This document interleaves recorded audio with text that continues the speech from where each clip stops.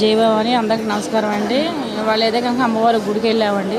అంటే వెళ్ళి చాలా రోజులు అవుతుంది. చాలా రోజుల నుంచి ఎక్కువ కాదు, వారం లోపు అవుతుంది అనమాట. అదే ఎక్కువ రోజులు మాకు. ఎందుకంటే ఏ కష్టం వచ్చినా కానీ అమ్మవారే కానీ మాకు చూసుకోలేదు. అలాగే కొంచెం మా అన్నయ్యకి యాక్సిడెంట్ అయింది.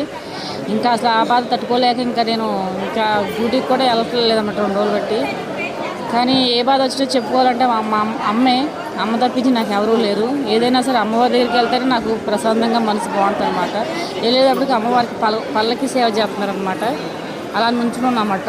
ఎక్కువ జనం ఫుల్గా ఉన్నారు. ఎప్పుడు ఆ సేవ వచ్చినా ఫుల్గా ఉండిపోతారు, అలాగా ఖాళీ కూడా ఉండదు.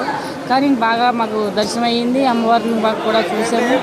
ఎప్పుడు ఫస్ట్ మళ్ళీ ఇంకో మాట చెప్పాలంటే ఎప్పుడు మమ్మల్ని ఫోన్ లోపల పట్టుకెళ్ళరు, బయట లాక్కుంటారనమాట. ఈసారి మటుకు ఫోన్ పట్టుకెళ్ళాము. అందుకని చెప్పి నాకు మనసులో శుభ్రంగా వీడియో తీస్తున్నాను అనమాట.